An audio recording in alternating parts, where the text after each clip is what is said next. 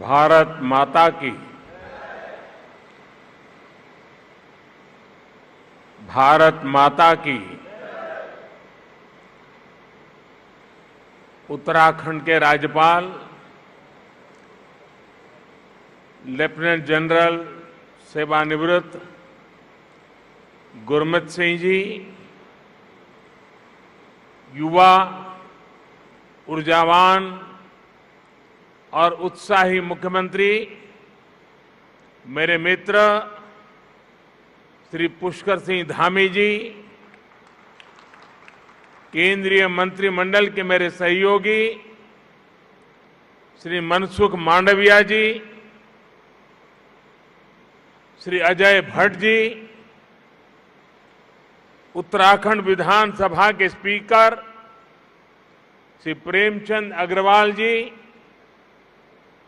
उत्तराखंड सरकार में मंत्री और आज उनका जन्मदिन भी है डॉक्टर धन सिंह रावत जी, उनको जन्मदिन की बहुत बहुत बधाई। देश के अनेक स्थानों से जुड़े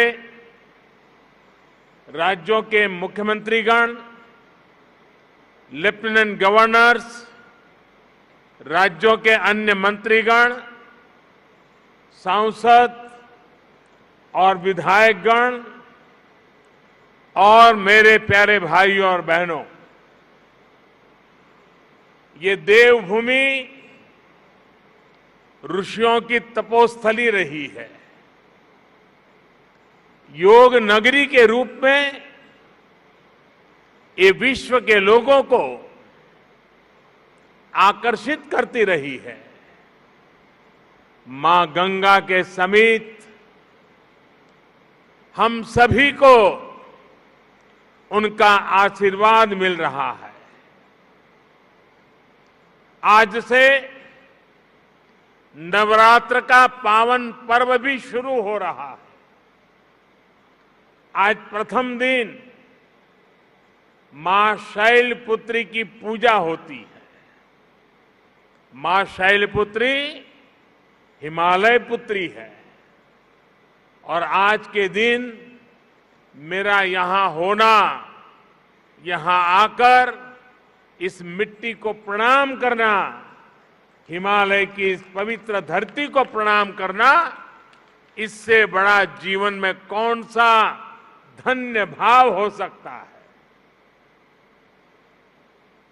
और मैं आज जब उत्तराखंड आया हूं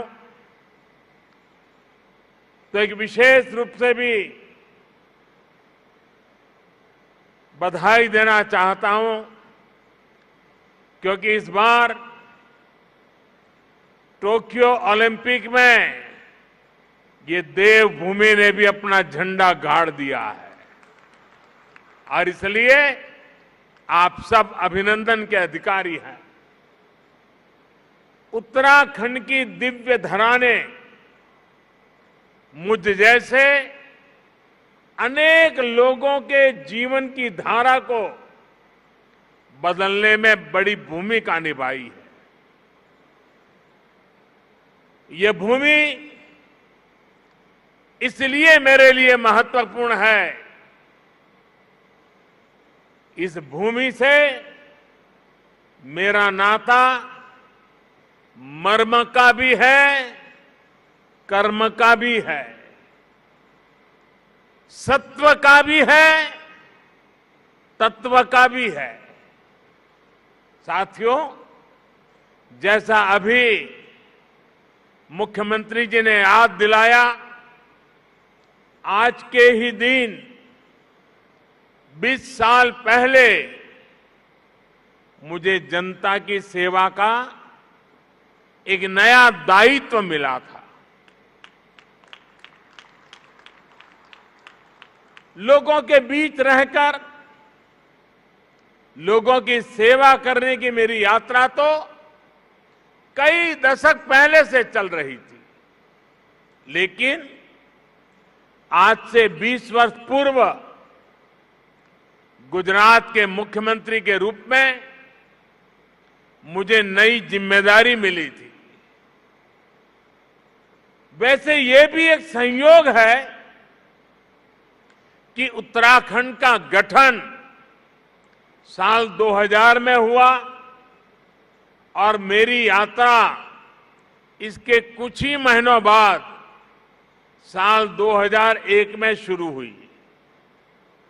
साथियों, सरकार के मुखिया के तौर पर पहले मुख्यमंत्री और फिर देश के लोगों के आशीर्वाद से देश के प्रधानमंत्री पद पर पहुंचना, इसकी कल्पना मैंने कभी नहीं की थी।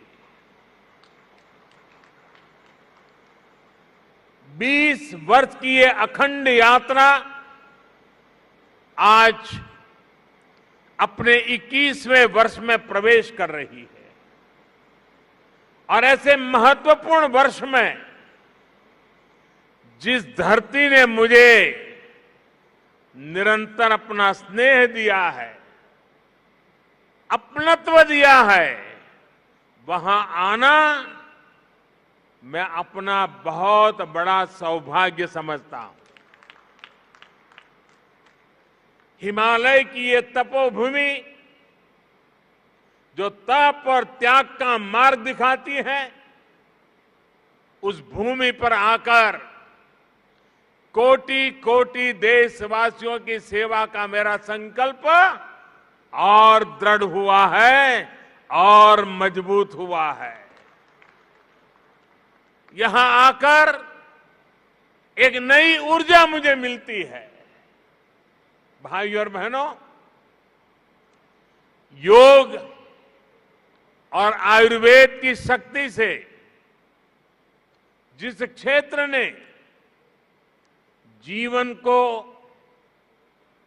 आरोग्य बनाने का समाधान दिया है, वहीं से आज देश भर में अनेक नए ऑक्सीजन प्लांट्स का लोकार्पण हुआ है। ये देश के अलग अलग राज्यों में ऑक्सीजन प्लांट्स की नई सुविधा के लिए मैं आप सभी को, देशवासियों को बहुत बहुत बधाई देता हूं।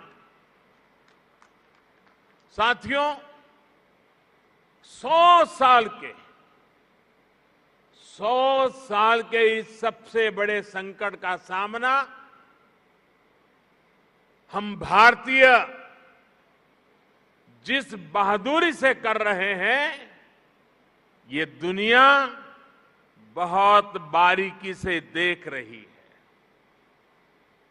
कोरोना से लड़ाई के लिए इतने कम समय में भारत ने जो सुविधाएं तैयार की,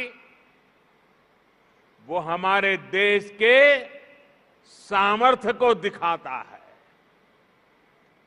सिर्फ एक टेस्टिंग लैब से करीब 3000 टेस्टिंग लैब का नेटवर्क बनना, मास्क और किट्स के आयात के प्रारंभ, हमारी जिंदगी आज निर्यातक बनने का सफर तेजी से पार कर रही है। देश के दूर दराज वाले इलाकों में भी नए वेंटिलेटर्स की सुविधाएं, made in India corona vaccine का तेजी से और बड़ी मात्रा में निर्माण, दुनिया का सबसे बड़ा और सबसे तेज टीकाकरण अभियान भारत ने जो कर दिखाया, वो हमारी संकल्प शक्ति, हमारे सेवा भाव, हमारी एकजुटता का प्रतीक है। भाइयों और बहनों, भारत की कोरोना से लड़ाई के लिए एक बड़ी चुनौती हमारी जनसंख्या तो थी ही, भारत का विविध भूगोल भी बड़ी चुनौती रहा है। ऑक्सीजन की सप्लाई से लेकर वैक्सीन तक ये दोनों चुनौतियां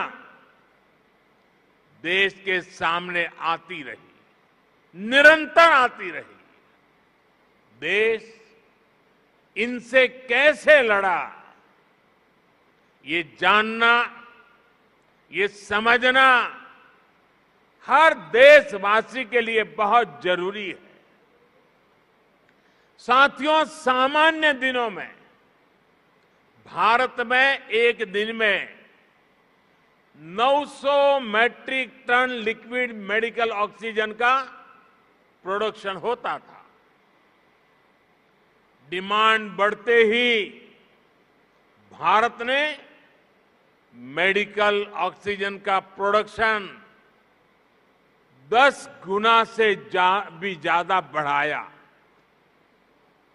ये दुनिया के किसी भी देश के लिए अकल्पनीय लक्ष्य था, लेकिन भारत ने इसे हासिल करके दिखाया। साथियों, यहां उपस्थित कई महानुभाव इस बात से परिचित है कि ऑक्सीजन के प्रोडक्शन के साथ ही उसका ट्रांसपोर्टेशन भी कितनी बड़ी चुनौती होता है। ऑक्सीजन ऐसे ही किसी टैंकर में नहीं ले जाया जा सकता। इसके लिए खास टैंकर चाहिए होता है। भारत में ऑक्सीजन प्रोडक्शन का काम सबसे ज्यादा पूर्वी भारत में होता है, लेकिन मुश्किल ये कि जरूरत सबसे अधिक उत्तर और पश्चिम भारत में पड़ी।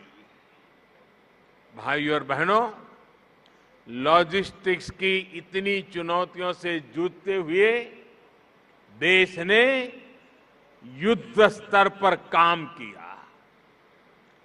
देश और दुनिया में दिन रात जहां से भी संभव हो वहां से oxygen plants, oxygen tanker arrange किए गए, स्पेशल ऑक्सीजन ट्रेन चलाई गई, खाली टैंकरों को तेजी से पहुंचाने के लिए वायुसेना के विमान लगाए गए, प्रोडक्शन बढ़ाने के लिए डीआरडीओ के माध्यम से तेजस फाइटर प्लेन की टेक्नोलॉजी को लगाया गया। पीएम केयर से देश में पीएसए ऑक्सीजन प्लांट लगाने पर काम तो तेज हुआ ही, 1 लाख से अधिक ऑक्सीजन कंसंट्रेटर के लिए पैसा भी दिया गया। साथियों, भविष्य में कोरोना से लड़ाई के लिए हमारी तैयारी और पुख्ता हो, इसके लिए देश भर में पीएसए ऑक्सीजन प्लांट्स का नेटवर्क तैयार हो रहा है। बीते कुछ महीनों में पीएम केयर द्वारा स्वीकृत 1150 से अधिक ऑक्सीजन प्लांट्स काम करना शुरू कर चुके हैं। अब देश का हर जिला पीएम केयर्स के तहत बने हुए ऑक्सीजन प्लांट से कवर हो गया है। पीएम केयर्स के सहयोग से बने इन ऑक्सीजन प्लांट्स को जोड़ लें तो केंद्र सरकार, राज्य सरकार, इन सभी के प्रयासों से देश को करीब 4000 नए ऑक्सीजन प्लांट्स मिलने जा रहे हैं। ऑक्सीजन की चुनौती का मुकाबला करने में अब देश और देश के अस्पताल पहले से कहीं ज्यादा सक्षम हो रहे हैं। साथियों, ये हर भारतवासी के लिए गर्व की बात है कि कोरोना वैक्सीन की 93 करोड़ डोज लगाई जा चुकी है। बहुत जल्द हम 100 करोड़ के आंकड़े को पार कर पाएंगे और पार कर जाएंगे। भारत ने कोविन प्लेटफॉर्म का निर्माण करके पूरी दुनिया को राह दिखाई है कि इतने बड़े पैमाने पर वैक्सीनेशन किया कैसे जाता है।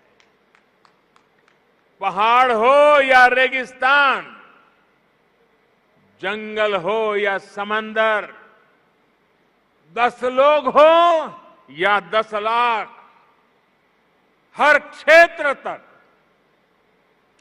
आज हम पूरी सुरक्षा के साथ वैक्सीन पहुंचा रहे हैं। इसके लिए देश भर में 1,30,000 से ज्यादा टीकाकरण केंद्र स्थापित किए गए हैं। यहां राज्य सरकार के प्रभावी मैनेजमेंट की वजह से उत्तराखंड भी बहुत जल्द 100% पहली डोज का पड़ाव पूरा करने वाला है और इसके लिए मुख्यमंत्री जी को, उनकी पूरी टीम को, यहां के हर छोटे मोटे सरकार के साथियों को मैं हृदय से बहुत बहुत बधाई देता हूं। भाइयों बहनों, जहां तराई जैसी समतल भूमि है, वहां शायद इन कामों में सरलता रहती है। मैं इस धरती से बहुत जुड़ा रहा हूं। यहां वैक्सीन पहुंचाना भी कितना कठिन होता है। हिमालय के पहाड़ों के उस पार पहुंच करके लोगों के पास जाना कितना कठिन होता है, ये हम भली भांति जानते हैं। उसके बावजूद भी इतनी बड़ी सिद्धि प्राप्त करना वाकई आप सब अभिनंदन के अधिकारी हैं। भाइयों और बहनों, 21वीं सदी का भारत जनता की अपेक्षाओं, जनता की आवश्यकताओं का पूर्ण समाधान करते हुए ही आगे बढ़ेगा। आज सरकार इस बात का इंतजार नहीं करती कि नागरिक उसके पास अपनी समस्याएं लेकर आएगा तब कोई कदम उठाएंगे। सरकारी माइंडसेट और सिस्टम से इस भ्रांति को हम बाहर निकाल रहे हैं। अब सरकार नागरिक के पास जाती है। गरीबों को पक्का घर हो, बिजली, पानी, शौचालय और गैस कनेक्शन हो, 80 करोड़ से अधिक लोगों को मुफ्त राशन हो, किसानों के बैंक खाते में सीधे हजारों करोड़ रुपए भेजने हो, पेंशन और बीमा की सुविधा हर भारतीय तक पहुंचाने के प्रयास हो, जनहित के ऐसे हर लाभ इसी वजह से तेजी से सही हकदार तक पहुंचे हैं। साथियों, स्वास्थ्य के क्षेत्र में भी भारत इसी अप्रोच से आगे बढ़ रहा है। इससे गरीब और मध्यम वर्ग की बचत भी हो रही है और उसे सुविधा भी मिल रही है।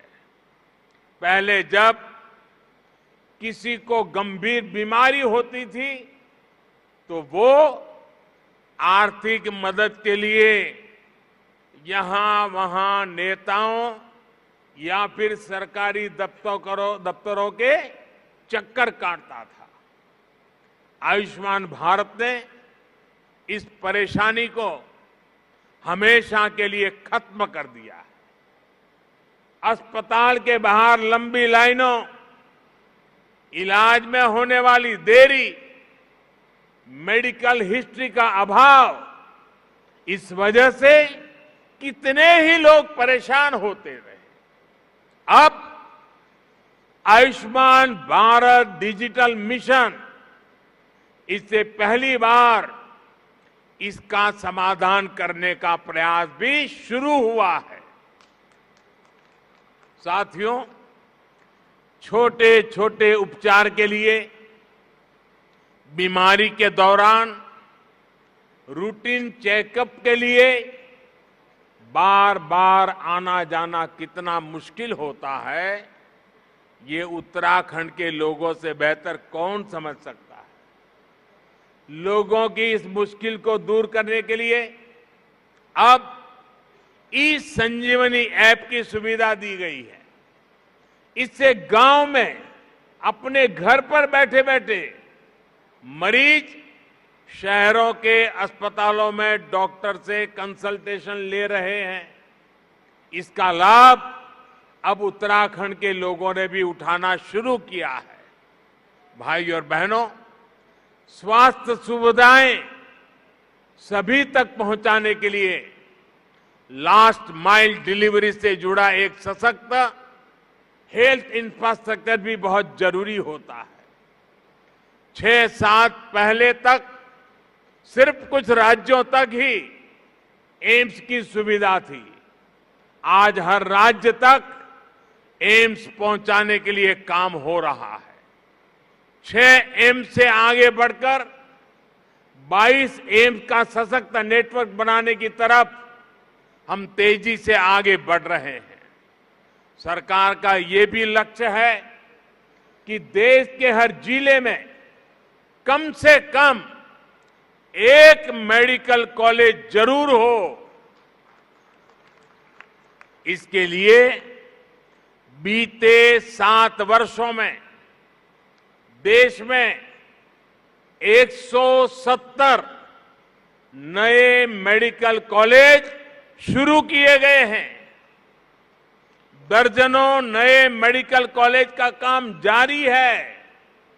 यहां मेरे उत्तराखंड में भी रुद्रपुर, हरिद्वार और पिथौरागढ़ में नए मेडिकल कॉलेजों की मंजूरी दी गई है। साथियों, उत्तराखंड के निर्माण का सपना अटल जी ने पूरा किया था।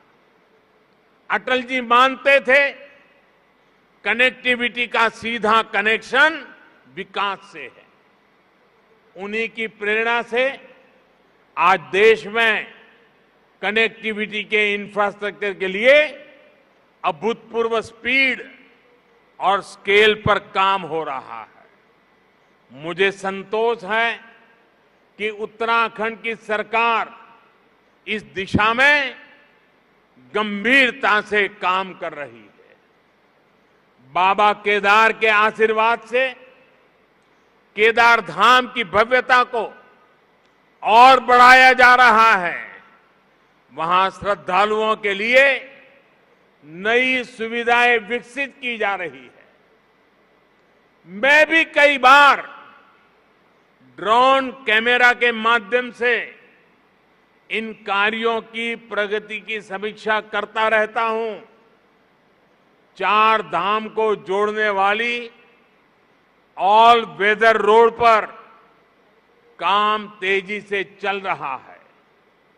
4 धाम परियोजना देश और दुनिया से आने वाले श्रद्धालुओं के लिए बहुत बड़ी सुविधा तो बना रही है, गढ़वाल और कुमाऊं के चुनौतीपूर्ण क्षेत्रों को भी आपस में जोड़ रही है। कुमाऊं में 4 धाम रोड के लगभग 150 किलोमीटर हिस्से से इस क्षेत्र के विकास को नया आयाम मिलने वाला है। ऋषिकेश कर्णप्रयाग रेल लाइन से भी उत्तराखंड की रेल कनेक्टिविटी को और विस्तार मिलेगा। सड़क और रेल के अलावा एयर कनेक्टिविटी को लेकर हुए कार्यों का लाभ भी उत्तराखंड को मिला है। देहरादून हवाई अड्डे की क्षमता को 250 पैसेंजर से बढ़ाकर 1200 तक पहुंचाया गया है। मुख्यमंत्री श्रीमान धामी जी के उत्साही और ऊर्जावान नेतृत्व में उत्तराखंड में हेलीपोर्ट इंफ्रास्ट्रक्चर को भी प्रोत्साहित किया जा रहा है। साथियों, पानी की कनेक्टिविटी को लेकर भी उत्तराखंड में आज सराहनीय कार्य हो रहा है। इसका बहुत बड़ा लाभ यहां की महिलाओं को मिलना शुरू हुआ है। उनका जीवन और आसान बन रहा है। 2019 में जल जीवन मिशन शुरू होने से पहले उत्तराखंड के सिर्फ 1,30,000 घरों में ही नल से जल पहुंचता था। 1,30,000 घरों में। आज उत्तराखंड के 7,10,000 से ज्यादा घरों में नल से जल पहुंचने लगा है। यानी सिर्फ 2 वर्ष के भीतर राज्य के करीब करीब 6 लाख घरों को पानी का कनेक्शन मिला है। जैसे उज्ज्वला योजना के तहत मिले गैस कनेक्शन ने महिलाओं को राहत दी, स्वच्छ भारत मिशन के तहत बने शौचालयों ने महिलाओं को सुविधा, सुरक्षा और सम्मान दिया, वैसे ही जल जीवन मिशन से हो रहा पानी का कनेक्शन महिलाओं को बहुत राहत दे रहा है।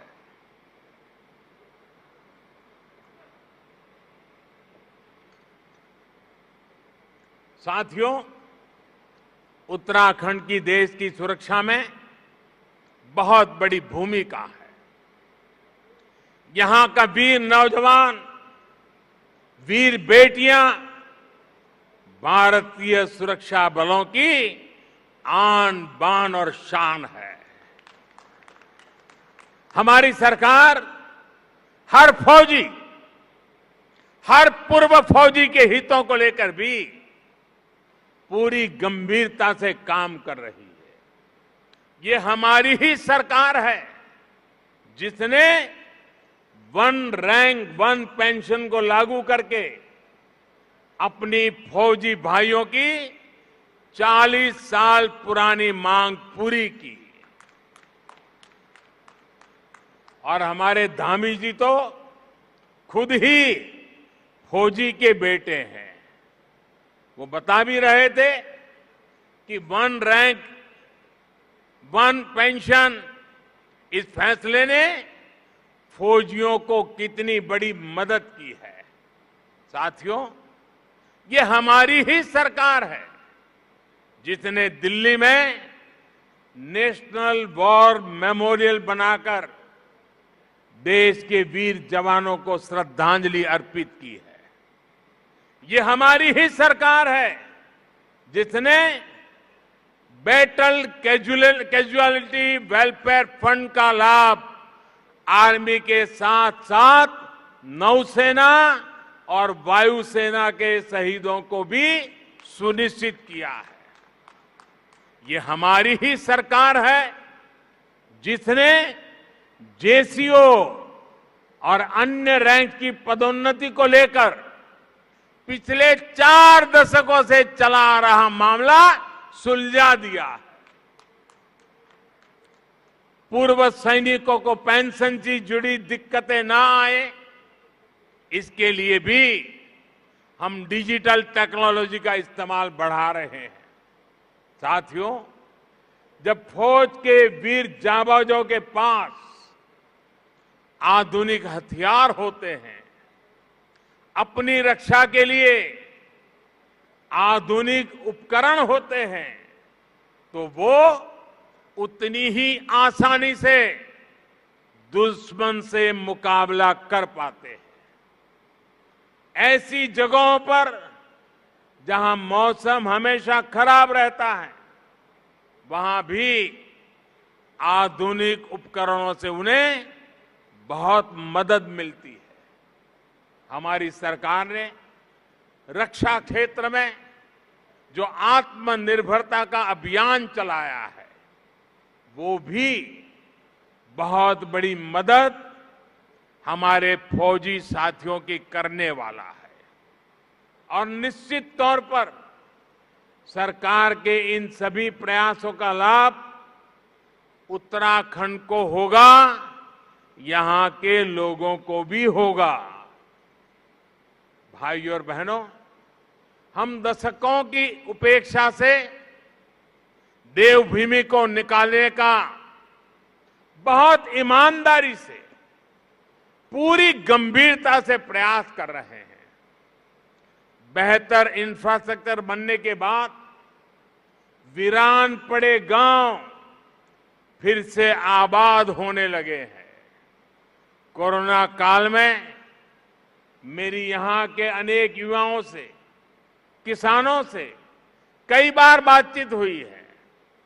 जब वो बताते हैं कि उनके घर सड़क पहुंच चुकी है, अब उन्होंने होम स्टे खोल दिया है, तो मन को बहुत संतुष्टि मिलती है। नए इंफ्रास्ट्रक्चर से कृषि, पर्यटन, तीर्थाटन और उद्योगों के लिए, युवाओं के लिए अनेक नए अवसर खुलने वाले हैं।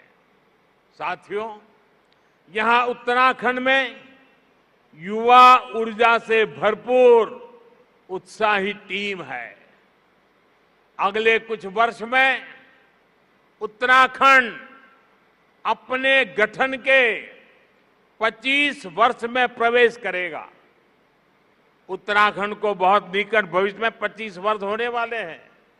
तब उत्तराखंड जिस ऊंचाई पर होगा, ये तय करने, उसके लिए जुट जाने का यही समय है, सही समय है।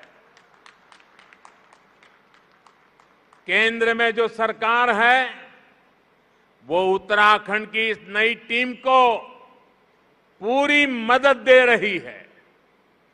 केंद्र और राज्य सरकार के साझा प्रयास यहां के लोगों के सपनों को पूरा करने का बहुत बड़ा आधार है।